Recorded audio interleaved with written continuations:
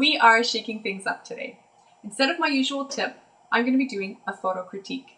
Hi, I'm Julie from Ultimate Photo Tips, and today I'm going to be offering my feedback on a lovely image called Caramel Evening, submitted by one of our readers, Ron Kelman.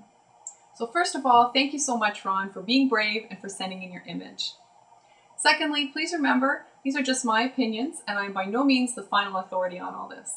But I do hope you'll find some value in the thoughts I have to share, and that you'll be able to learn something you can apply to your own photography. So without further ado, here is Ron's image, Caramel Evening.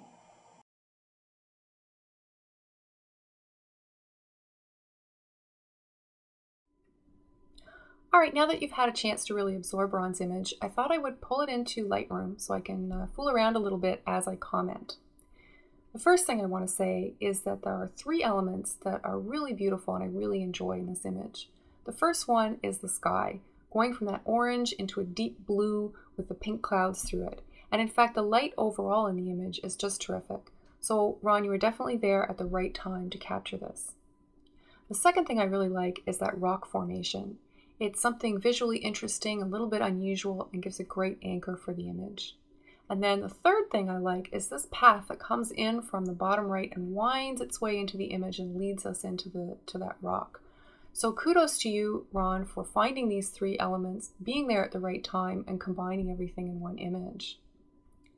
I think the biggest issue I have with this image is this foreground material. All of this in the bottom left here. It takes up quite a substantial portion of the image, but unfortunately, it's just not sharp. When you have something close to you that's soft and something further away that's sharp in an image, it really bothers our eyes because we don't see that way. So it's really critical to get foreground material like this sharp. Now I know you were on a tripod, Ron, because you told me in your comments that you took 3 separate exposures and combined them together to create an HDR image in Photomatix. So, and I can see that the rock and the grass in front is quite sharp. So I know that this blur in the foreground wasn't caused by anything like camera shake. Right? My guess is that it's just because of where you chose to focus. And it looks like that was up on the rock. So what you need to do in a situation like this is focus, somewhere on the closer foreground material to make sure that it's sharp, and then let depth of field take care of the rest and getting sharpness all the way through to the back. Right? Depth of field is controlled by aperture. So you want to make sure that your aperture is small enough that you have enough depth of field.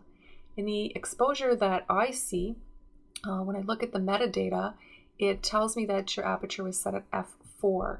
That's pretty wide open. And since you're on a tripod, you can handle a little bit slower shutter speed and stop down your aperture a bit, maybe to f11, and really guarantee that you get everything sharp from foreground all the way through to the background.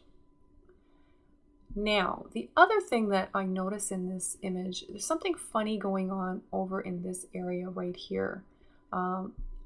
Since I know this is an HDR combined 3 images, I'm guessing that something that Photomatix is doing is creating this artifact. So you may want to revisit this and try to clean it up a little bit. Now, given that this is the image we have, I would like to show you how I might crop it to really strengthen the composition and pull out those 3 elements that I like so much. So I'm going to go into Lightroom's cropping tool here, and if I hold down the Shift key as I crop, I'm going to preserve the aspect ratio. So to me, the left side of the image over here doesn't add a lot to the story. To me, that story is the path leading into the rocks with that beautiful sky. So I'm going to eliminate a lot of the left side, and I'm going to try to eliminate a lot of the foreground to get rid of that out of focus material. So I'm going to come in quite a lot, okay? And I'm going to move this down.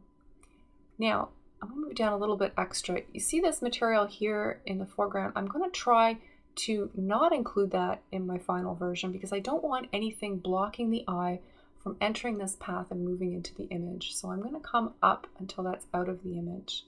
Right? Now I think I can still crop in some more and bring it back down again. Somewhere around here, I think. Right? And what I've been able to do here is pull the rock formation off center a little bit. It was quite central in the original image.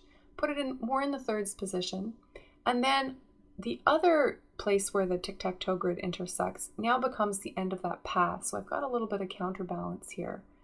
Right? So, and the other thing to notice is the horizon is just about at the third position. It doesn't have to be exactly there, okay? But it's off center, right? Which I like a little bit more because, you know, this is not a balanced, stable image. So having things off center seems to work. So let's do that crop and take a look at what we've got, right? To me, this simplifies the image a lot. It gets rid of a lot of that other material that was really just distracting us from these three beautiful elements. Now that we've cropped a lot of that foreground out, which was quite dark, we have room a little bit to bump up the contrast. So I'm going to add black in just until I clip and then back it off again. So that, there we go. So there's, oh, no, nothing blocked up. And if you want, you know, you can play with the tone curve and just add a little bit more contrast in if you want. Just give it a little bit more pop. So that would be my crop and how I'd like to see you approach something like this and really simplify the image down to, you know, the most significant compositional elements. So this is my after. I'm going to flip back for a second to the original. And I think once you see that, you know, that rock becomes almost overwhelmed by all the extra foreground material and space around it. Whereas in this final image, we've gotten rid of that, so you're really paying attention to the most beautiful parts of the photo. Thanks once again to Ron Kelman for sharing his image with us. For more great tips to improve your photography, please come on over and visit me at ultimatephototips.com and sign up for my newsletter while you're there. Thanks for watching, and I'll see you next time.